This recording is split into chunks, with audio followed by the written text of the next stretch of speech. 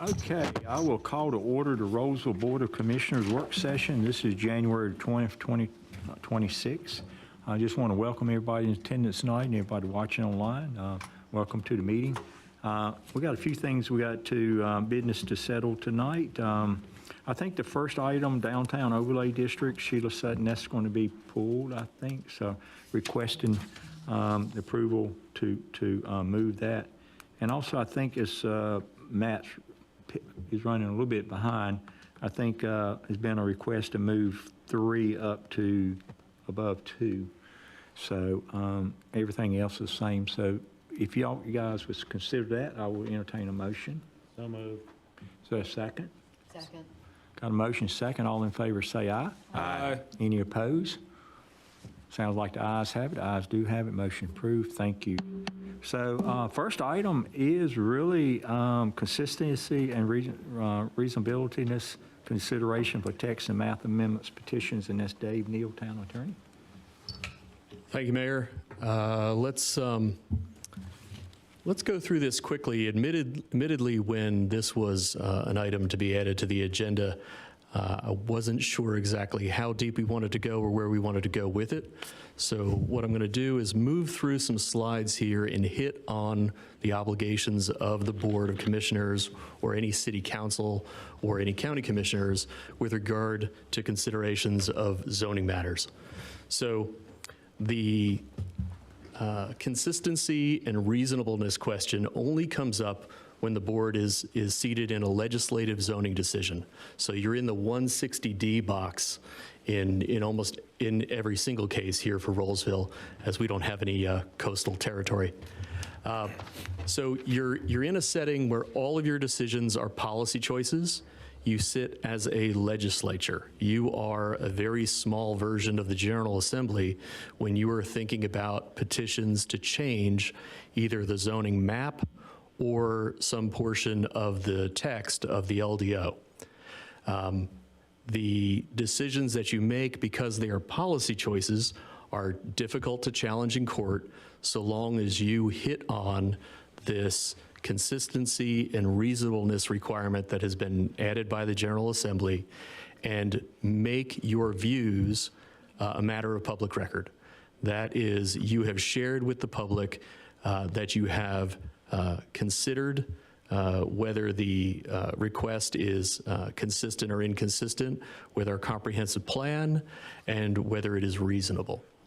I did throw out here only because I was asked at a recent meeting if the board were to make a mistake, or if the board were to have someone who was very upset with a decision you were to make, how long does a person have to challenge that? And if it were a map amendment, they essentially have 2 months. So if you can get outside of 2 months, you can sleep easy after that point. So we usually say consistency and reasonableness, but I flipped that because the reasonableness consideration is actually the more important standard legal requirement upon you. All of your decisions as an elected official need to be reasonable. That's a very low standard, but if it's not reasonable, we leave ourselves open to arbitrary and capricious challenges. So while we can decide to approve or deny something as to an issue of consistency, we certainly do not want to ever take action to approve something that we think is unreasonable. Even to say that when I say it now out loud is silly, right? We're going to do this even though it is unreasonable and we vote 5-0. That's not going to happen. So reasonableness is a requirement. It comes out of a history across the country in case law relating to spot zoning. And for those who have been involved with local government for a long time, you'll remember when that was a big concern. When a petitioner would come forward and seek to rezone a particular parcel of land in a way that was significantly more intense than what was around it, in a way that would seem as though it did not fit, there were challenges as to whether that was a legal action or whether that was spot zoning, which looks a lot like a contract, as though you had given a private party your legal power. So one way to avoid that in North Carolina is to make sure that a reasonableness determination has been made. That's only for maps. You don't have to do it for text. So what does that even mean? So this is the list that you should be keeping in your head somewhere. What do we mean when we say reasonableness? So reasonableness, and you'll see this in the staff's application form, you're thinking about things like, have circumstances changed such that the current zoning is no longer appropriate? Has the town grown? Have development patterns changed? Is the shape, size, configuration of the site that's requested for rezoning, is that such that it would be more appropriate to be in a different zone? What are the pros and cons as to impacts upon neighbors, impacts upon the larger community in terms of providing a service or adding to traffic? And you can even consider what are the impacts on the owner as to reasonableness discussions, particularly when the applicant comes forward and is able to convince you that they really don't have anything else that would work for the site without a rezoning. Obviously, relationship to the neighboring zoning, that's the, you'll see in our LDO, we often have a transition from lower intensities to higher intensities. Taking that into consideration, it goes into reasonableness. And then being able to vocalize in some way, maybe not when you're up here in your seat, but when you're out in the community, why was your decision in the public interest? Those are the sort of thoughts that go into reasonableness. How are we doing so far? Good. So all of our decisions relating to a map amendment need to be reasonable, and we have to talk about it when we're considering a zoning case as to a map amendment. Consistency. In contrast to reasonableness, not all of our decisions need to be consistent with our comp plan and our other land use plans. Presumably, because the comp plan and the land use plans were adopted by the board as legislative choices, they have sent the message, and they are the plan that you are following, the staff is following, and hopefully the development community is thinking about as well when they think about what they're going to bring forward to the board. So you have to consider the comp plan and the other land use plans, whether that's the thoroughfare plan or the parks plan.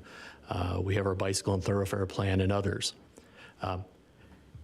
As part of your decision, you must describe how the amendment, whether text or map, how it was consistent or inconsistent. Unlike reasonableness, you can make a decision that is inconsistent. The requirement is only that you considered it. How are we doing so far? Good so far? Mm-hmm. And then the question that comes up the most, and this is usually not in this room, but on a one-on-one, are, well, how do we get in trouble?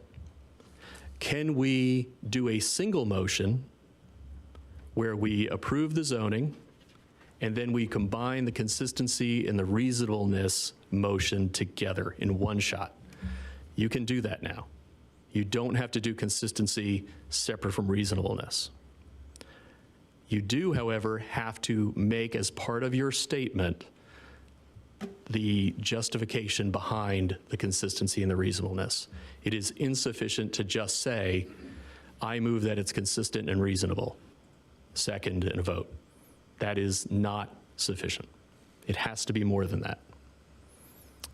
Okay? Inconsistency. This is not as much a legal concern directly, but more goes to good governance and thinking about our plans, including our comp plan. If you are regularly finding that your votes require you to announce that you're voting in a way that's inconsistent with the plan, after the first or second time doing that, the plan should start to change, okay? Fortunately, with map amendments, that happens automatically. And I say fortunately, this may be an unintended consequence. If the board votes to approve a rezoning in a way that is inconsistent with the future land use map in the comp plan, the comp plan is deemed amended as to that land. And the staff is actually required to color it in with a different color, if I imagine they still use crayons for that. Appeals.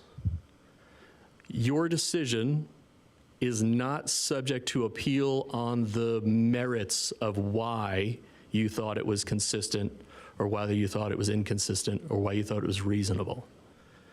You're only subject to appeal if you didn't do it. So the courts will not substitute their judgment for your policy choice as to, or your determination as to consistency. The appeal will be because you didn't do the statement, or the statement you did was simply to announce it's consistent. Does that make sense? That was the Zebulon case, by the way. I put in saved by the minutes only because I know that this has happened at least once in my time here as the town attorney. The board voted, and the board forgot to do the consistency statement on the rezoning case. Fortunately, there had been a robust discussion in the minutes about the comprehensive plan and whether it was reasonable, because that's just what this board does anyway. You have robust discussions about your decisions. Fortunately, we've got a court case that says if it can be determined from the records that you were considering it, that's sufficient, and you can be saved by that. That's not what we're recommending, of course, but you could be saved by the minutes, and again, the 2-month statute of limitations. All right, last slide, for discussion. Focused deliberations.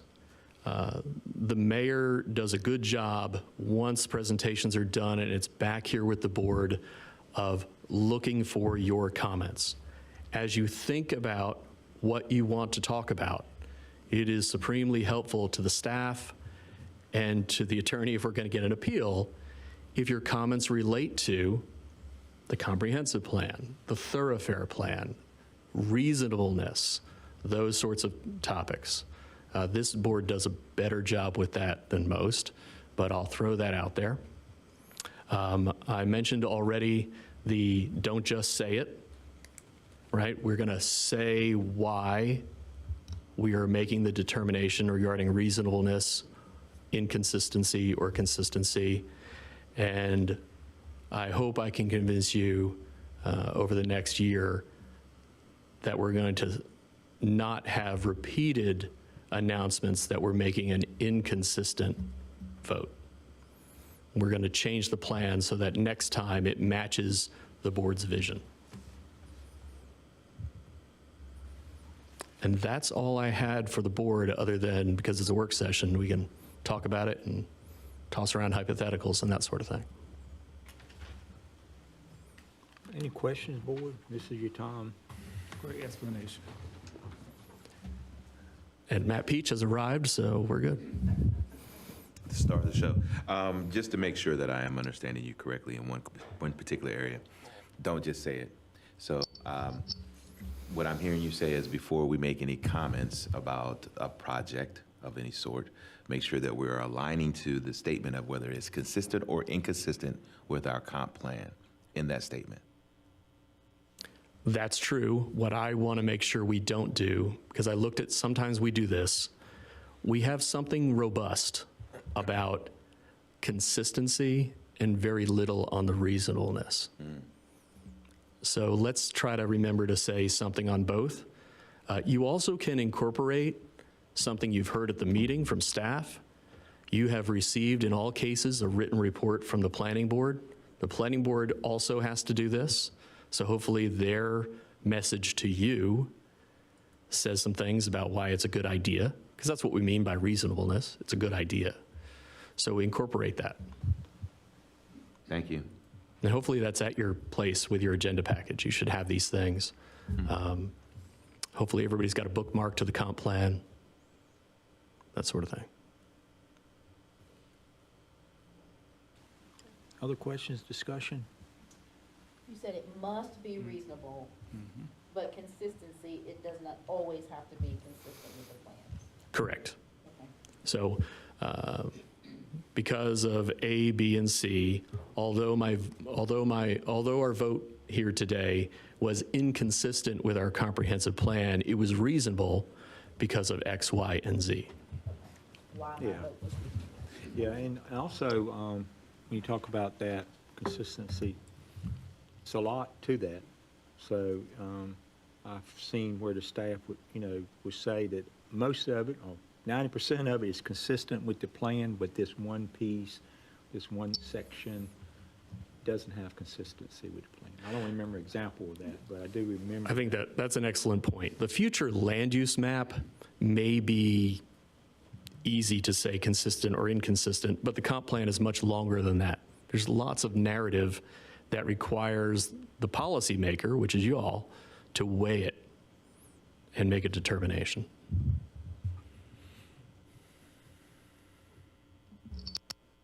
Any other questions for the attorney? Not hearing. Thank you, Dave. Appreciate that. Thank you. And thanks so much for that. Okay. Now, the next item is the continuation hearing of REZ 2505 and annexation ANX 2503. Michael, I think we had a public hearing a week ago. I left the public hearing open, so I don't have to open it again, but I will just declare it remain open. And I think for tonight, maybe a brief summary from you, Michael, if you would. Anything new, maybe focus heavily on that. And I'll take a summary from the applicant too. So you got the floor. Thank you. Let me get my presentation up. It is switching a little.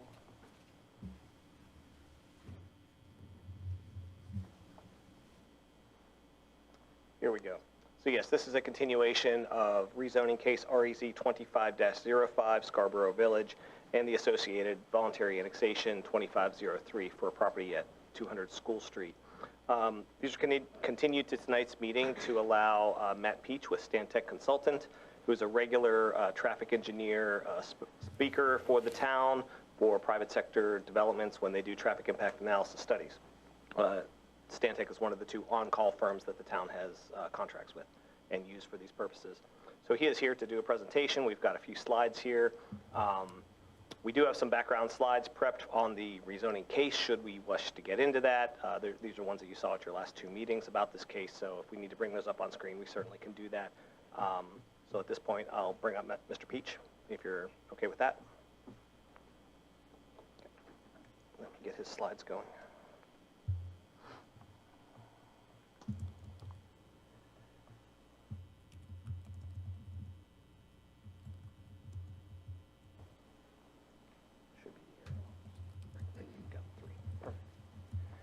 Good evening.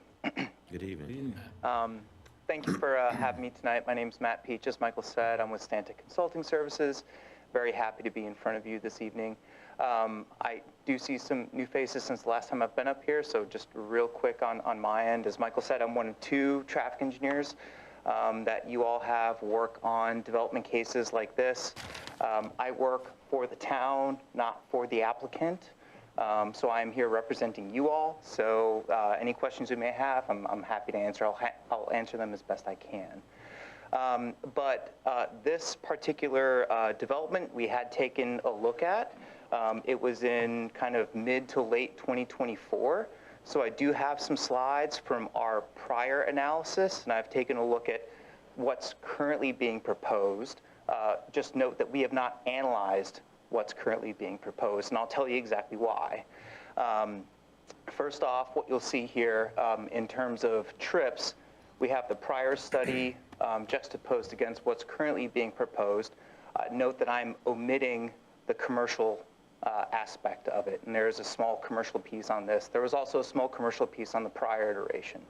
But just to give you all a little bit of perspective, what the difference between 240 apartments and 63 townhomes is, the townhomes generates about 1/3 of the traffic that you'll see, depending on which one you look at. The reason we haven't analyzed this one is specifically because the townhomes are of a unit count that's lower than the LDO's threshold to trigger a TIA. So that threshold is 50 vehicles in either peak hour.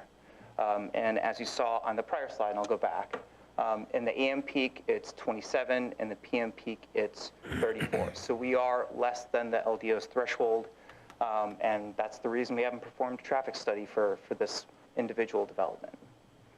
Matt, Yes, just sir. curious. I believe the numbers you just recited were provided by the applicant. Have you independently verified those? And I don't know if they're right or not, so I'm just asking the question. Yeah. So we took a look at that, and we Okay, reran the okay. numbers just to make sure. But yeah, you're absolutely right. The applicant provided a trip generation letter, Mm-hmm. kind of documenting all of this, and that's been made available publicly. It's up on the town's website. Just for clarity for myself, you mentioned the trips did not equal 50, or was it cars? I just want to make sure. So yes, so trips, you can say trips, you can say car. A trip is, it could be if we were doing a school, it could be a bus, it could be a truck. So trips is kind of like a catch-all, but for something like townhomes, it's pretty much exclusively exclusively passenger cars, SUVs, sedans, things of that nature. And how do you come to the number of less than 50 when there are 63 homes if you're doing per car, one car per household, right? Is that how you do it? Yes, so that's a great question. So these are peak hour trips, right? Yeah. So what's the, what's the maximum amount of traffic, or what would we estimate the traffic to be during rush hour is what we're looking at. So yes, there's if it's a townhome, it's not going to generate as much traffic as a large single-family home, because generally there's less people in there, right? But not everyone drives during rush hour, right? There's some people who work night shift. There's some people who work, partial days. So not everyone's hopping in their car right at 8 a.m. to kind of get out. So this does not include the commercial that's there? So Correct. would the commercial not be included, given that depending on what's there, could be rush hour traffic, could be a hot spot, which would add traffic to the main street? Yeah, and I don't know what exactly the applicant is thinking about what commercial would be there, but I can almost guarantee you whatever they put's going to put it over the threshold, right? So that is something for you to consider. One thing I would offer up is that, and I don't know if this actually made it into any of the conditions, but I think there was some discussion at a certain point to require a TIA once the commercial was understood and proposed, if that makes sense. So it would be not one at this time, but one later when the applicant has a handle and actually proposes a land use for the commercial.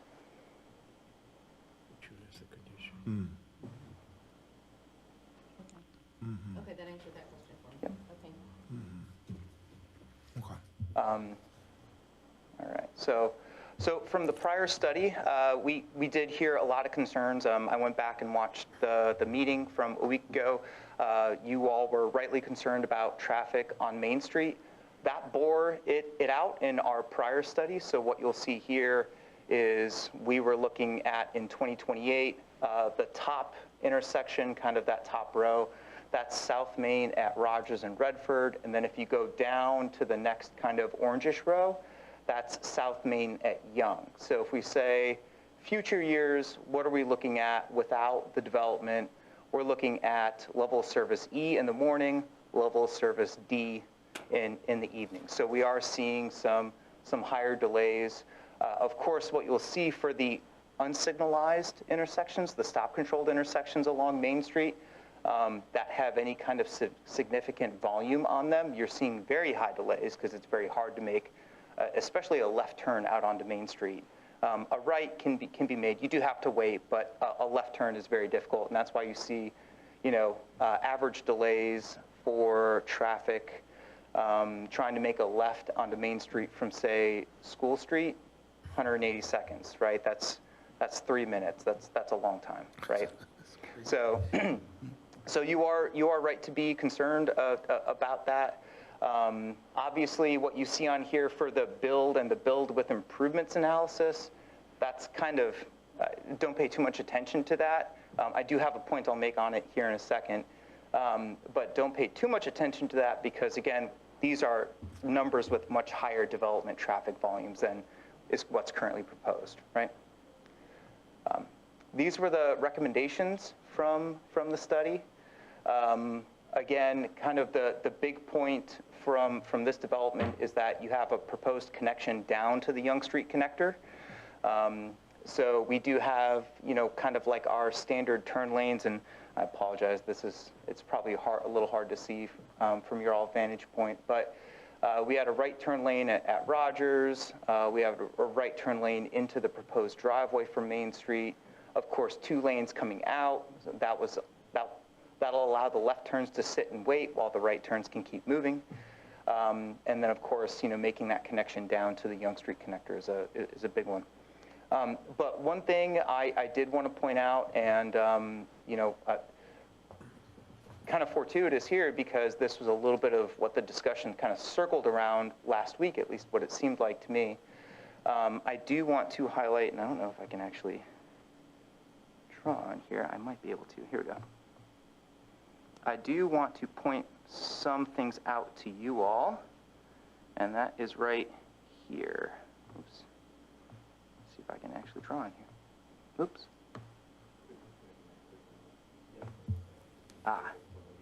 Here we go. So I want to call your attention to these numbers right here. And then I also want to call your attention to these numbers right here. So what you'll see here is without the development, if we look at South Main at Young, we're looking at level of service E, 67.8 seconds of average delay per vehicle in the morning, right? With the proposed development, and there were no improvements proposed or recommended at this intersection, we can actually see that delay is lowered in the AM peak. It goes down from level service E down to level service D, and it saves the average driver about 15 seconds. So if we're not actually making physical improvements to the intersection, how does that even happen, right? The answer to that question is that's what the Young Street connector does, right? So by adding that new connection down to Young Street, traffic will, if you're coming, let's take a hypothetical. If you are starting down here and you want to get up to, let's say, a point up here or a point over here, this provides you this new path, sorry, right here. So you can actually see how traffic could make that movement, right? So what this does is say, all right, let's take the opposite into, and I know I'm drawing a lot on here, I'm John Madden on Monday Night Football here, but I know if you imagine yourself in a car, right? And you're sitting here at the light and you want to get down to the bypass or Rolesville High School, right? You have a couple of options. You can come over here, go this way. You can also come over here and take this down, right? So these new paths, these new roads can alleviate congestion on the existing network. And that's really kind of the benefit to that connection. I think the applicant was trying to explain that last night. Of course, I'm drawing all crazy shapes up here, trying to help you all envision. But that's the power of that connection right there. And 15 seconds per vehicle might not sound like a lot, but that's 15 seconds per vehicle for every single vehicle that's going through there during those rush hours, right? And again, that was for the original. This is not based upon the new. Correct. But doesn't that just push it So it's gonna be down the extremely road nice. to the connector to Young Street? Instead of Main and Young, you're just moving it a couple blocks down, which may be significant, but it's not Yep. alleviating the traffic, it's just moving the pressure point. Correct. You're not eliminating any cars. No. You're eliminating the number of cars at Main and Young, right? Is there another way to eliminate, I'm just curious, from your professional? Another road. Another road, another way. Have you looked at that? I mean, seriously, like honestly, has that been, Yeah. and when you look at this project or projects that are in this area, I'm just curious, as a traffic engineer, Sure. have you evaluated another better way? So, the answer to that question, how do we get cars off of the road without just building new roads? That gets into good land use decisions, right? That gets into bike and pedestrian, right? Making sure that we have alternatives so that people don't have to get into a car, right? So that, in my opinion, it's what we refer to as demand management. So what you're trying to do is you're trying to allow people the option to not get into a car. So you need to have a good network of sidewalks, you need to have a good network of trails, you need to have a good network of bike lanes, right? And you got a project along Main Street that's going to do a lot of that. Well, none of that matters for rush hour if you're going downtown. Yeah. And the other question, and you may have already said this, does this factor in the additional traffic from Parker Ridge? Yes, Parker Ridge is accounted in this analysis. Yep, Thanks. that's correct. Thank you. Yep.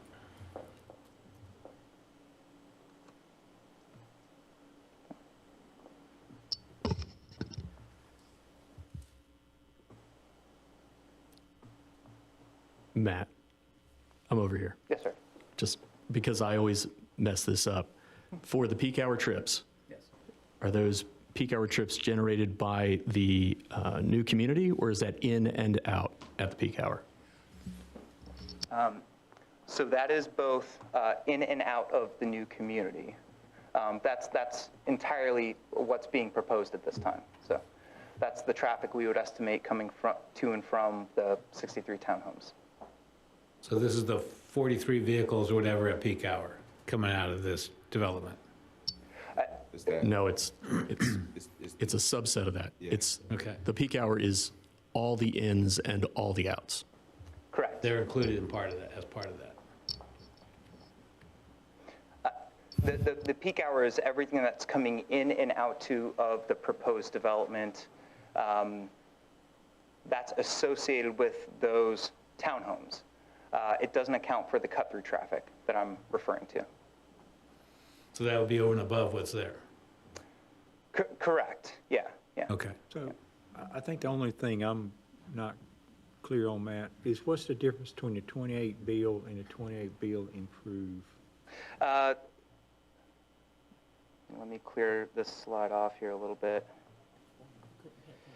So these recommendations here, so this right turn lane, these two turn lanes right here, that should really be the only difference.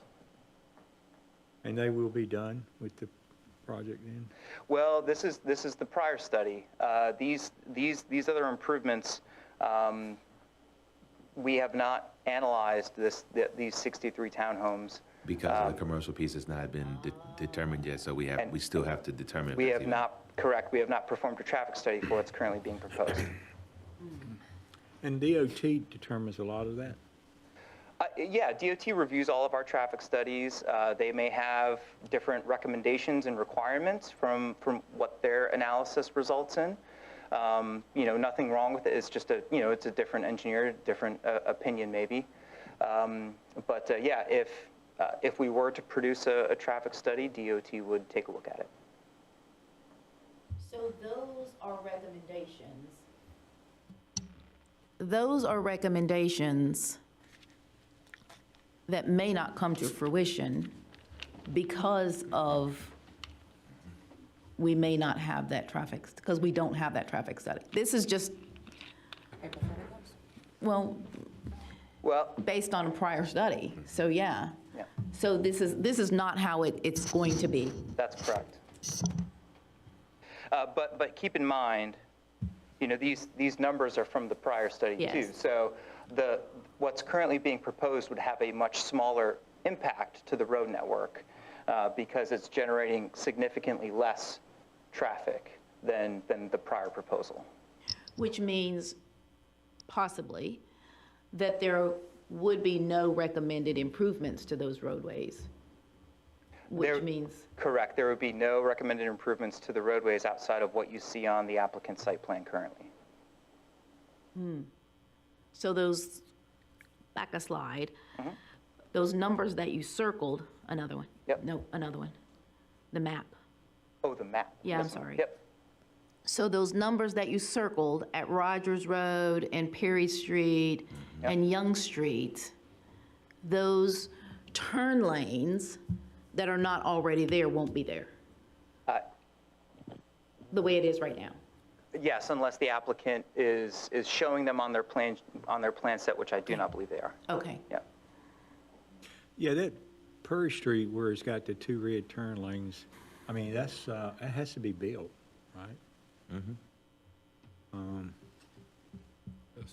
So I guess you're right. I mean, you didn't look at the plans and see how close it was to having proper turn lanes and stuff. No, I didn't take that deep of a dive. I'd refer you to the applicant to answer that question. I don't think we have that. We don't have that far. They haven't gotten that far, right?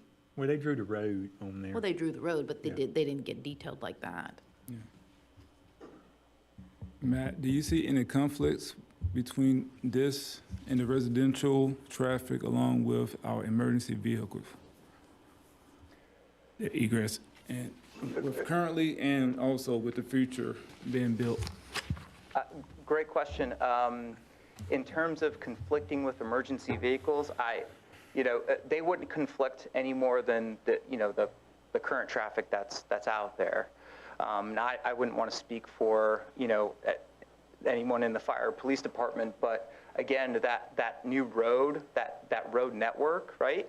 That gives them another option, another route, if you will, if they've got to get somewhere. Thank you.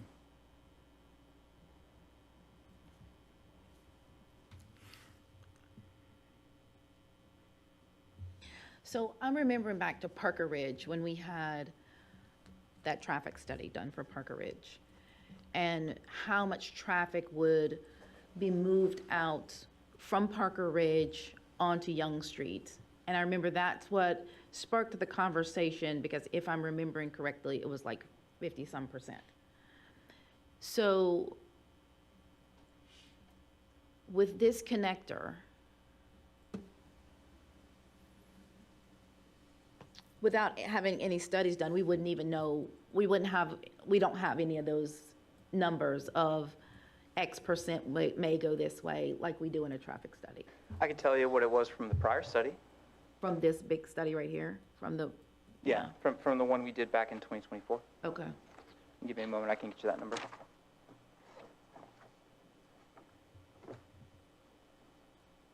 And just really quickly, so that I am up to speed. Yes. Yeah, one of your new faces. So when you're talking about the 2024 traffic study, was that in regards to the apartments which were originally, okay. Yeah. Yeah, previously what was studied in 2024 was the apartments plus 20,000 square feet of retail. We did know that then, and now we still don't know what the retail's gonna be. Okay.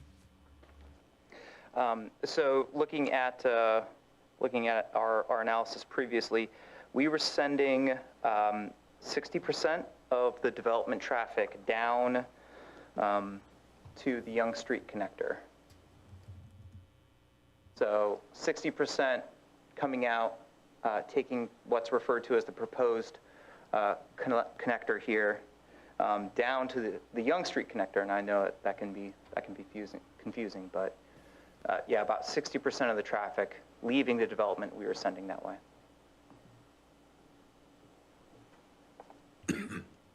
And that's with, because of those numbers, that's with the proposed rights and lefts out of Perry Street, off the connector that we don't have right now.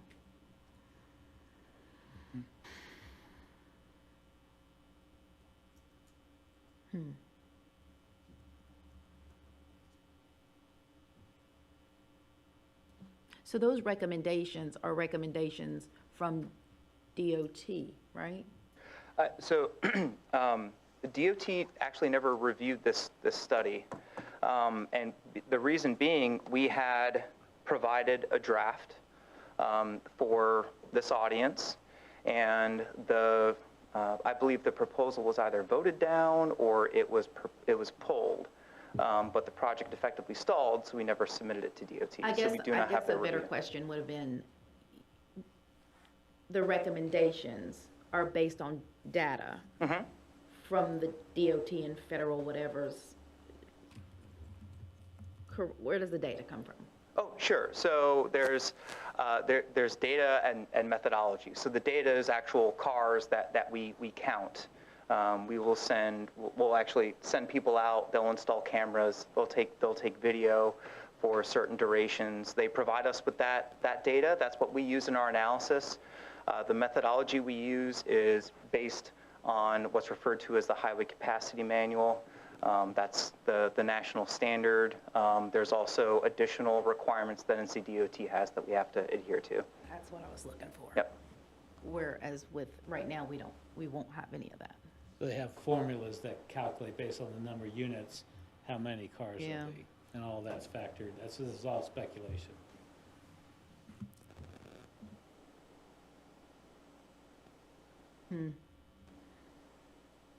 Including the percentage going one way versus the other. You know, we don't know, but you gotta try, you gotta use something. Right. Correct. Yes. At this stage, we're trying to predict human behavior, which can Yeah. be difficult. You finished with your presentation, Matt? or- Yes, sir. These are all my slides. These are all these slides? Any additional questions for Matt? No. I'm here if you have any more questions. Okay, Thanks, Matt. Thank you, Matt. okay. Now, is it anything the applicant want to add? I'll give him opportunity to speak. Come up and state your name, address for the record, if you would. Yeah, good evening, Mayor, Commissioners. Worth Mills with Longleaf Law Partners. We just wanted to attend and listen both to Matt's presentation and to the questions and feedback from the board. I think the more that we know, the more that we can, look to amend the plan or what's included with the plan so that everybody on the board feels comfortable, moving forward at whatever stage. So we can answer specific questions related to what we presented last week, but I think the most important thing for us tonight is just to listen. So happy to be here and appreciate you scheduling this meeting for Matt to come. Thanks. I think the only thing I heard, I didn't see the answer on, I think Commissioner Sneed was asking about the new Perry Street, that intersection of New Perry Street. The intersection of Perry and this new collector Perry street. and Maine. Perry, Maine, the new Perry in Maine. Yes. So were you doing improvements as it was on that slide with the left turn lanes and the right turn lanes and all that kind of stuff? I'm going to pull up the latest concept plan to confirm that.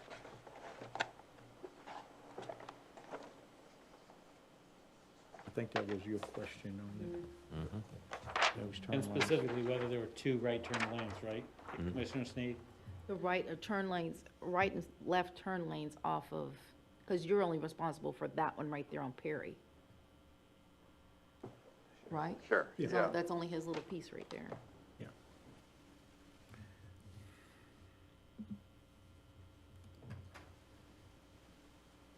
But then the left turn lane's gonna be, Good and terrible. yeah. Yeah, I think just based on what this plan is, I don't think that I can't confidently say that we have a dedicated left turn lane. As it relates to, the work of realigning Perry Street with South Main, I can't speak right now as to, everybody's proportionate responsibility. I would hope that we would have the ability to do all of that work when it's required and when that collector street goes in. But I don't have the answer for you tonight. I can go back and get both of those questions answered in time for the next meeting, or whenever you have us back at your regular meetings. So it looks like there's just one lane in, one lane out. Just looking at this plan, I agree with you, but not to say that we couldn't, update the concept plan to show a dedicated left turn lane. I think that would be extremely important since that's a one way in, one way out kind of thing. And if it's going to be a lot of people using that street, then I think You got the that would have commercial to be a too. A must. left turn lane, Yeah. a left turn Like I said. person is going to hold up everyone else. Yeah. Yeah, and the commercial Quite a piece that lot. we that has not yet been defined is going to dictate that as well. So I mean, I think if we're going to do it, we need to do it with that mindset. You're going to try to help us relieve. I agree. And alleviate. I agree. Is that road also going to have sidewalks, Yes, sir. bike It will- lanes? So, And how does it connect to our greenway that's across the So street the- safely? do you see the green line on the screen? Yes, sir. Yeah. That is the 10-foot, I believe 10-foot greenway path, side path. Okay. That will, run the length of that collector street to the town campus property. And then we will also, have enhanced sidewalks along our Main Street frontage. So from there, you can take the greenway and then use the Main Street sidewalks to reach Main Street Park, or, if you're going over towards the Young Street intersection. Is there going to be something to actually slow down traffic so our pedestrians that's in the area can safely cross? Traffic calming devices along, I think we could, They I can I think we cross, can, but safely. yeah, I'm and concerned. I think we are open to hearing if there's a type of traffic calming, mechanism or construction type that the town prefers, one or the other. Like a sidewalk with the flashing lights on it, which we. Oh, okay, I didn't know if you were Talking about any. like speed humps or, anything. okay, sorry. No. No, Sorry. it's Main Street. We're not doing that on Main Street. No, it's, Reasonable assumption. no, that's, Yeah, I think it has a flash. oh, there is one across Main Street right now, farther south. because Yeah. I've used that one before. It's on the, it's on the south side of the street. Yep. Right, Where the south side of street the is. entrance to Cobblestone. Yep. Yep. I think there's a light on either side that you can hit that button. I was out there posting signs a couple months ago and took advantage of it.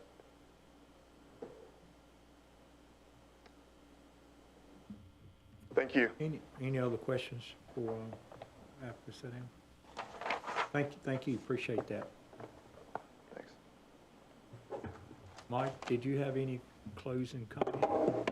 I do not, but again, if you want to go through some of the land use slides, et cetera, we're welcome to do Yeah, welcome to I do mean, that. that's up to the board, how much information you want to gather from Mike. Is that sheet empty? Yes, sir. Okay. No signups. Any questions, you guys got anything you want Mike to go through before I turn it over to you for deliberations and consideration? The only thing I'll note, I thought I heard a couple of questions from board members to the applicant regarding, would you do a thing? If those things are not in the conditions right now, they need to be made a part of your motion, and your vote would then be conditioned upon receipt from the applicant of written signed conditions that match. We do not want to leave here with an understanding that something was promised that did not make it into the motion or into a writing. Yeah, I think listening to the board, the biggest concern was those turn lanes, I think. Is that right? Is that? And without offering a position on it, if we were to move forward, I would suggest that the applicant build the connector all the way to the Young Street connector onto the town campus, that they should be responsible for that piece of it as well, not just at the property line, but all the way to make the T connection with the Young Street connector. I think that was proposed at one time, if I recall. It's not part of it today. Maybe that was an old proposal. Yeah, he never agreed. I didn't see that in the conditions. If the mayor, Yeah, go right ahead. We did have a condition in the previous zoning case that would extend the collector beyond our property line and tee into the work that Parker Ridge was doing. I think at that time, Parker Ridge still was assumed to be the one responsible for construction. It's my understanding that that has been bonded and that responsibility has sort of been shifted to the town as they prepare their roadway infrastructure for the town campus project. I think the impetus behind that condition then was that the infrastructure through the town site was not ripe, so to speak. But at least in my conversations at planning board and with the town's design firm, it seems like that collector, that connection on the town's property to Scarborough is being contemplated and being designed at this point. So I could let the town manager or anybody else speak to that more, but I think that was the reason for the condition in 2023, 2024 was so that the connection is ready to go when people are moving into those homes. But I think that concern is less now, just given where the town's at with their project. But I can step aside and let others speak to that. I'm just looking at the cost and having the applicant bear the cost. You got any comments, Eric, on that? We are building that connector road within the town, the site plan for the municipal campus, as would be required for any developer that is developing on a parcel to make connection to the adjoining properties in the development or future development that be taking place. And so it is included inside of our municipal campus, and we have pursued, initiated for the design of it and also the cost of it, cost estimates for it. For this, that little connection, That's correct. do you have an idea what that was? I would have to work with the team to get you that specific number.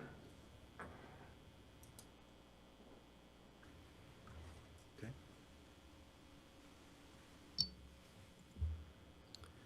Any other discussion? If I recall correctly, the prior condition, looking at it here, worked under the presumption that that would be reimbursed out of their transportation impact fee on that much larger project.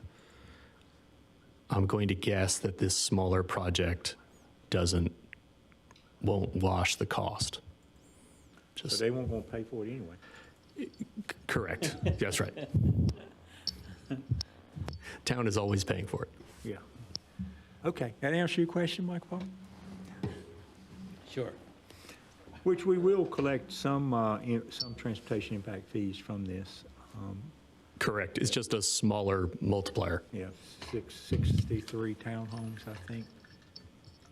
About $120,000, something like that. 3,200 per unit. Any other questions for Mike, anybody? I did have a question, well, two from last week that I didn't get a chance to ask. So if I could ask now, which is one for the donated land that's going to be considered as a park. Is that active or passive? Because that's very swampy. And then have a follow-up question right behind that. Component, probably point to the image on this. Yes, sir. So the area in the southeast corner of the site is that gray area that would be dedicated to the town. We don't envision it as any active open space because of the environmental concerns.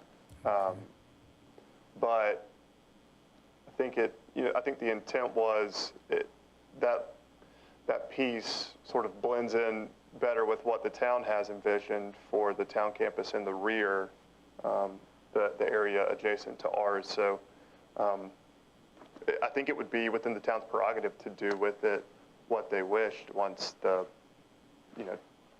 title vests to the town. Okay.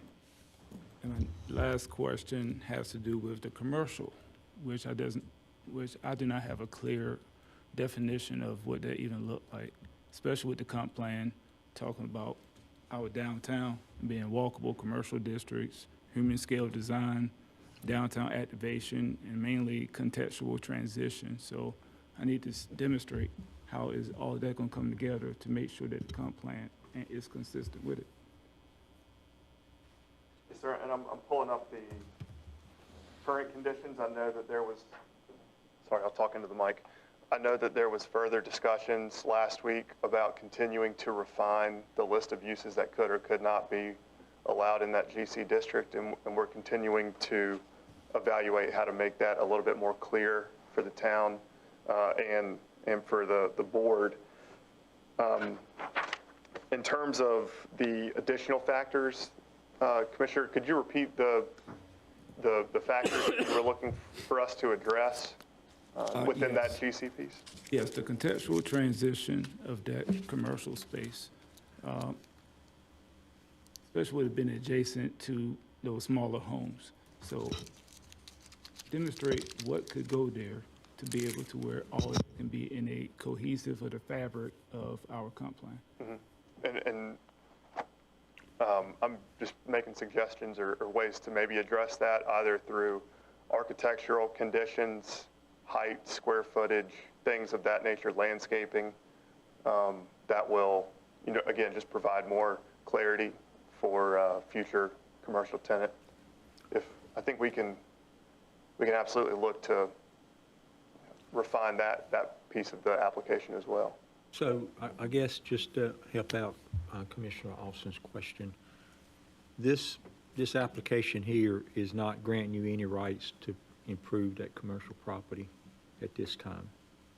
It would need to go through the town's, site permitting, development plans. The way I like to look at it is sort of, within zoning, a basket of what's allowed. So I think the goal for us is, whatever, use gets pulled out of that basket, it's something that the town wants to see in that location, whether it's restaurant, retail, whatever. I think we went through that last time, I think.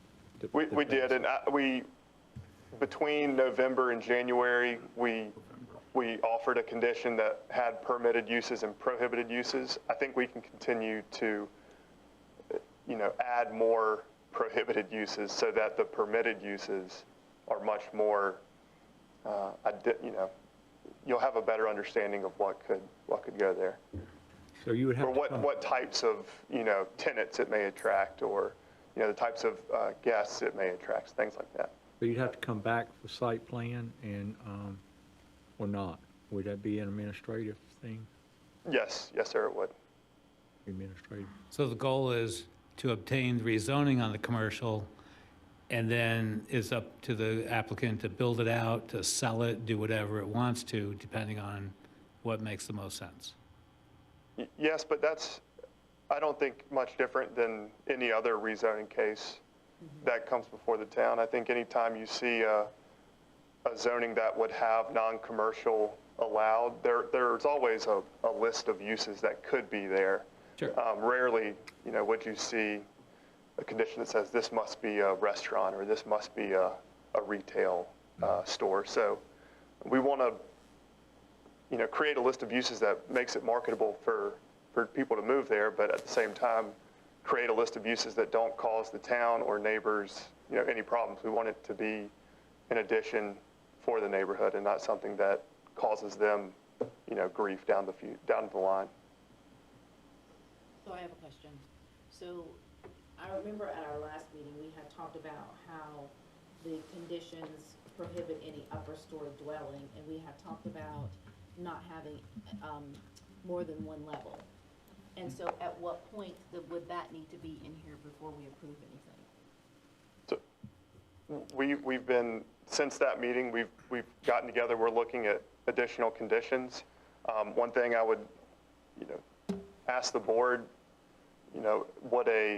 if a two-story building is compatible with the surrounding area, I think that flexibility might be good, where you could have retail on one level, you could have some office space on a second level, just providing a mix of uses that, still don't cause people any sorts of impacts to their peace and enjoyment. But yeah, those are the types of things that we've been looking at, and we would, we'd appreciate an opportunity to, present a new set of conditions to the board, whether it be at your next scheduled meeting or sometime else in February. But we've been taking steps to address those comments. Yeah, I think the conditions have to be approved tonight, right? So we need to, and I don't know, do you have the conditions, Mike, that you can share where we at with the conditions? And That was my question. If they need yeah, So in the packet are the same conditions that were at the meeting 2 weeks ago. It's the version dated December 17th. So all of the dialogue we just heard would be a revised set that the applicant needs to come up with, submit to the town, you all see, and then probably another discussion about it. So that needs to be. Right. before- Yeah. well, I think he said it's in there, right? Is some of them are in there or not? Some, not all. The conditions that are in the packet are the same set that were before you in January. And I do remember at our last meeting, we had this, it made some discussions, and there was some, yes, we'll do that, but I don't remember what those are. I would have to watch the video. Right. again. I think we wanted to take that meeting and this meeting, sort of holistically, and then, okay, let's go back and see what we need to fix. Okay, Thank you. yeah. Anything else, Mike? No, sir. I've got the motion slide on the screen. Well, I was really wanting to turn the board over to deliberations and consideration tonight. But, if you're going to have additional conditions, then we probably need to do that. Yes, sir. I want to wrap this up, though. I want to make sure the board, I don't want to waste our time. If there's, if the reasonability and the consistency is not correct on this, and we're not going to approve it, I don't want to continue and waste our time. But if you feel like you want to see the conditions, then you have the priority to, I think it's on page 10, to do another continuation. But it's kind of up to you, because I'll turn it over to you for deliberations at this time then. Mayor Kern, you also could choose to close the public hearing if you think that will accelerate a continuance of the next meeting. Okay. I notice there isn't anyone here to speak tonight. That's a good point. This way you can keep it with the board at the next meeting. I think I will do that. So, do the board want to continue? What's the feeling of the board? Do you want to vote or you want to continue? My heart tells me to continue, Mr. Mayor. I don't want to keep kicking this can down the road. But I think we need, can we have a few minutes, can we have a recess and discuss it?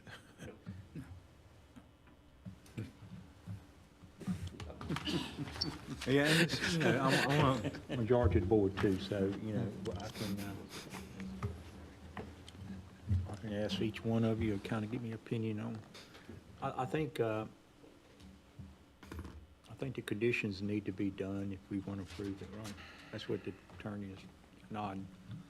But, Yeah, I don't think we can approve or disapprove, especially if we got new conditions. If there is no condition that the applicant could offer to the board that would cause the board to vote in favor of the zoning petition, then the answer is that you could vote tonight. If there are conditions that the applicant could offer, I would ask you not to take action tonight, because it will be a difficult legal determination to figure out exactly what was pledged. I think what I've heard so far, it's two that's probably not in there. One is the turn lanes. Yep. We can have those as a condition, right? Road improvements, the commercial use and structure of a walk-up upstairs were two things, or I guess that's three things. Yeah, I think the upstairs was office rather than residential, I think what I was hearing. Yes, we said office and residential first, if we want to do it. And it's kind of up to, I think that's what I heard. Yes, sir, you're correct. On base with that.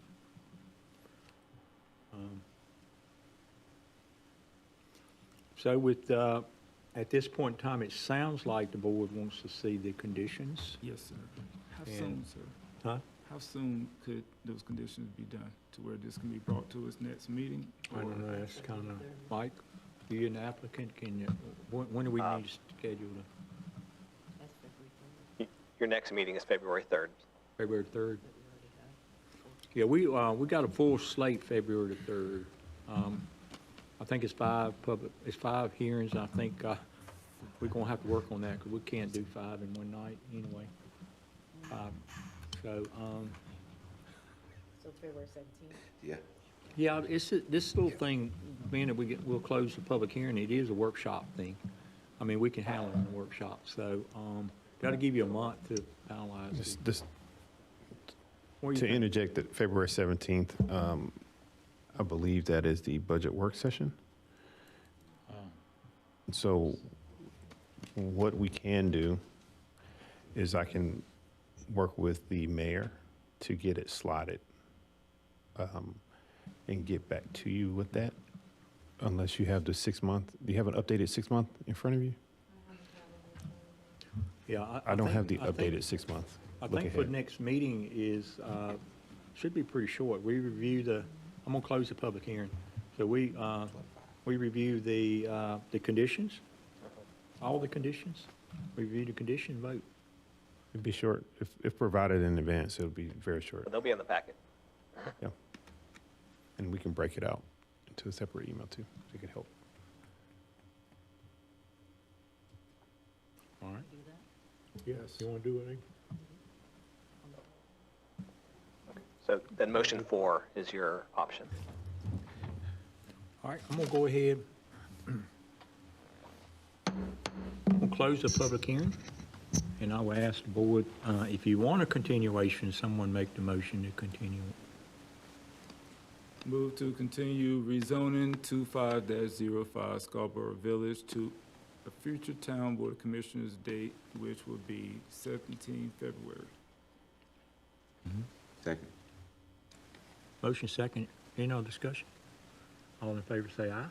Aye. Any opposed? Sounds like the ayes have it, ayes do have it. Motion's approved. Thank you, Mike. Thank you, appreciate that. All right, next item. I think we got kind of turned around a little bit on the order, but I think closed session is the next item, unless the board, I think 2 things I will mention before we go in closed session, because a lot of times nobody's watching and won't come out, is we have a really big snowstorm coming, according to the news and weather. And also Sunday, we have the monks walking through town on the way from Texas to DC. And we was gonna try to, be there for that a little bit. So, I think I'm told that they walk in all conditions, so they'll be walking through town's snow anyway. So, but that'd be Sunday. And I think, we really don't have a time, they're supposed to be here or anything like that, but I think Candace was saying that she thought about 2:30 maybe. I think is the way she was estimating. Does that sound right? Yes, so without the inclement weather, their anticipated arrival will be between 1 o'clock and 2:30 p.m. on Sunday, January 25th. We anticipate, based off their prior cadence, that they would stay here. But what we are doing is they solidify their plans about 2 days before. So with each community they're passing through, as they get closer, about 48 hours out, they reach out and they provide more concrete information as to what they would anticipate would be what would happen with that. We have been working with prior communities that have had their presence, and also working with the public information officers with the City of Raleigh, Wake County, and surrounding areas, and working with the respective law enforcement agencies to put together contingency plans on whatever they would decide.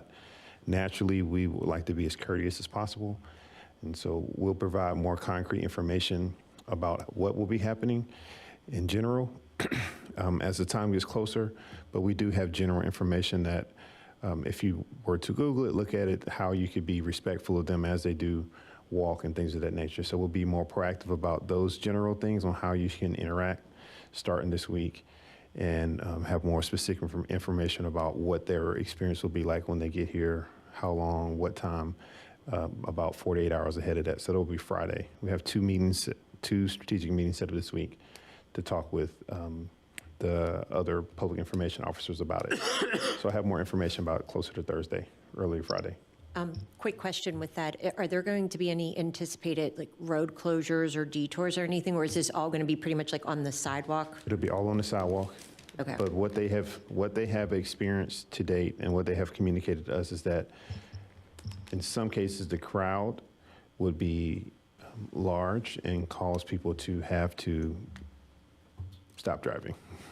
But we're being intentional on them walking on a certain side of the road, in which we'll have more space and we'll have plenty of people out.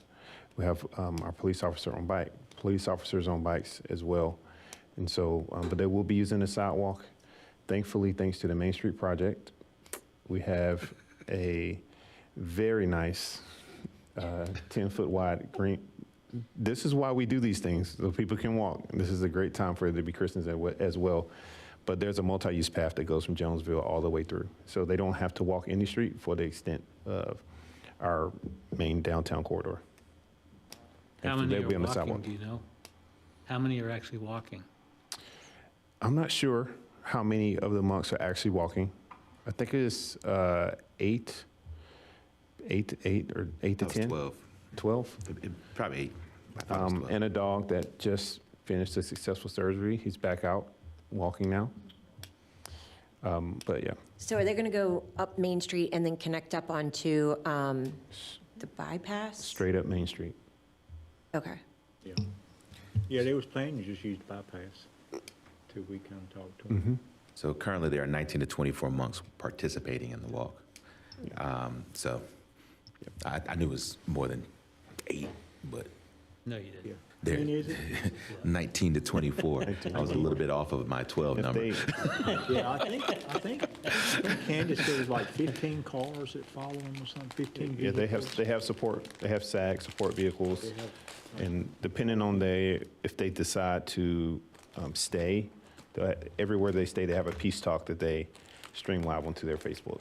And so we would coordinate and ensure that they had what they needed when it came to that. Yeah. So we're going to escort them from probably south side of Main Street all the way up to where Main Street ends, That's correct. and then somebody else will pick them up. Yes. Franklin County. Okay. So that's Sunday. Hopefully it won't be too bad of weather, and we'll be able to do that. And then I will mention tomorrow night is what they call a watch party. If you hadn't seen that, kind of look at that. It's going to be hosted at Pixels. I think Jen is a star of this show, right? You're going. Local Charm was featured, yes. You spoke and all that stuff, and Well, I was supposed to, but the day of the filming is the same day that my mom unfortunately had to go to the ER. So Pam Eagles was actually the face of Local Charm, so she is, hang one more feather into her local celebrity hat. so you missed the opportunity then. I did, but I'm going to be there as Pam's bodyguard for all of the fans that will be approaching her at Pixels. Yeah. So this is by the American Dream thing, and I'm not sure what organization that is. It's actually a television show that is, they've received a number of awards, and they have different people in different regions of the country. And the show that they produce is televised on some of them more like Apple TV, YouTube Movie and TV, Prime. So there's a number of places that this particular show is streamed, but they've won a number of awards, and this was them highlighting our wonderful town of Rolesville. Yeah, they feature in the town, and also the two businesses is Local Charm and Pixels, and they're going to have it at Pixels. So what was the time on that? Wednesday at 6 o'clock. 6 p.m., 6 to 7, so it's not very long, 6 to 7 it says here. Ain't that right? 6 to 7? I think so. Be good if everybody can kind of turn out. That's our event before the bad weather hits, so. So with that, I don't have anything else to mention before we go into closed session. Anybody got anything you want to mention? Eric? I have one quick thing. What I just passed out to you is Business North Carolina magazine. Rolesville was highlighted in an article that was featured Wake County. So the Wake County piece starts on page 68, with Rolesville mentioned beginning on page 70, and then on page 74, there is an ad about Rolesville there. Yeah, and I did see on some social media site that we ranked number 2 this year with safest cities, which is not a bad. I think Davison may have been number 1 and we were number 2, but we always been in that top ranking. I think we've been number 1 like 3 years out of 4 or 5. That is correct. So, but this year I think 25 we finished second. But number 1 in our hearts. Yeah. If I may, just one more announcement, as we're consistently trying to encourage businesses to come to our area and join the fray here in Rolesville. One of the businesses over at Cobblestone Health House, they went through some building delays, but their grand opening is on Thursday this week from 4:30 until 7. Yeah. So, as a member of the business community and, especially within Cobblestone, we're very excited to bring, another really interesting, cool concept business into Rolesville. And so we're really happy that they're opening, and I encourage folks to check them out. Me too. And that's a ribbon cutting too, right? Or was it just? Yeah. Just a ribbon cutting and grand opening type? Yeah, because they've had they've been open for about a week or so, just like a soft opening. And so the ribbon cutting, this is their grand opening. And I did feature them on the mayor's show a couple of months ago, and they went over a lot of their products. They have like 22 different products. So, if you want to educate yourself on that, kind of look it up, Google it. I think they call it the Health House. The Health House. Health House. So they got a lot. They can do everything. The other health house, they usually do dehydration stuff. But being it's a dehydration place in Cobblestone already. Hydration. Yeah. We don't want to dehydrate anybody. Hydration. As we get older, we have enough wrinkles. We want to add the hydration. Yeah. No, but so correct. It's a lot of basically alternative health modalities. So red light therapy, sauna, and then they also have some practitioners that massage, HRT. They'll have practitioners involved too. So I stopped by there today, and it's a really neat concept. They also do classes like yoga, that kind of stuff. So They got a lot of neat things. yeah, so I'm all the stress that we've all endured in the past. However, I'm sure that we can put the health house to good use. Any other comments? Mr. Mayor, along those same lines, we had a great opportunity to go out to Bella Music that also had a grand opening this weekend. And I'd like to encourage those who are our citizens who have children who are in the arts of music, singing, as well as learning the new musical instruments. Bella Music at 207 North Main is now open and ready for community involvement. Me personally, I think we're going to all go by there and take some singing lessons. So they do voice and they do instruments. So please go see them at Bella Music. Thank you, Mr. Mayor.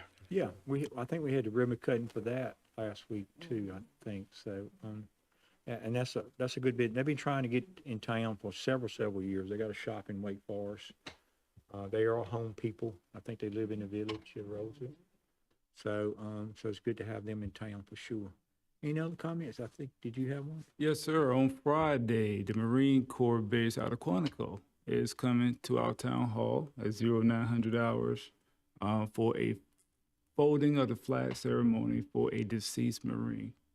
His daughter had reached out to me and asked, so the veteran community got to work very fast, and I was very impressed in how it was a 24-hour turnaround. and the Marine Corps Base in Quantico said that they would be there. So for those that want to be involved and see how that's done, please be here. Very good. Anything else? Okay, well, I'll call for consideration for proposed motion for closed session.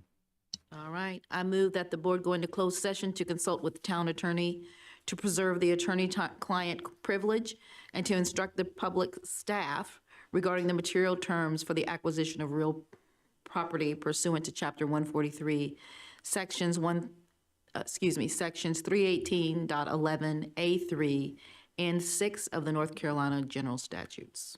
Okay, we have a motion. Is there a second? Second. Okay, got a motion second. Any other discussion? Not hearing any. All in favor say aye. Aye. Any opposed? Ayes sound like to have it. They do have it. So we will go into closed session. Thank you. All right.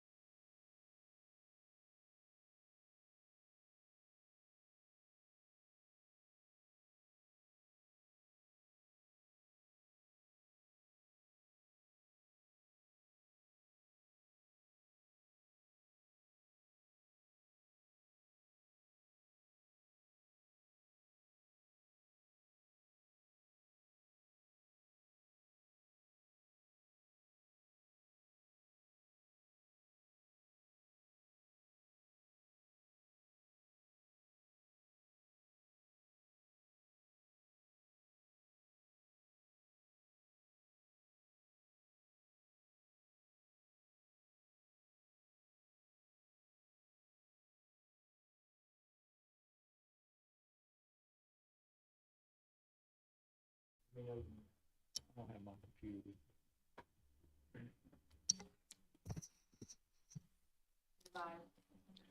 Okay, well, welcome back. We have come out of our executive closed session, and the board do have an action to take in a condemnation action for acquisition of real property. So I will ask the board for consideration. Does anyone have a motion? So to make the motion, do we put any details or just read the? Just, yeah. Okay. So I make a motion, I move the adoption of the resolution before us titled Resolution Accepting a Condemnation Action for Acquisition of Real Property. And for the record, Mayor, that is 107 South Main Street, having a Wake County PIN of 1769-01-54-8. Understand. So we have a motion, a second. Is any, no, we don't have a second. Anybody seconds it? Do we have a second? I'll second. Okay, got a motion, second. Any other discussion? Not hearing any. All in favor say aye. Aye. Any opposed? So ayes sound like to have it. They do have it. The motion's approved. Okay, appreciate it. And I guess for the public wanting to know kind of what we're doing, this is in reference with the plan to have a downtown parking lot for the businesses down there. So this is kind of joined with that plan to have a parking lot. The So- economic development and public enterprise for public parking. That's right. So that's kind of where that kind of comes from. Any other comments from the board? Sir. Eric, any comments? Okay, sounds good. So unless there's opposition, not hearing opposition, we're going to adjourn. Thank you.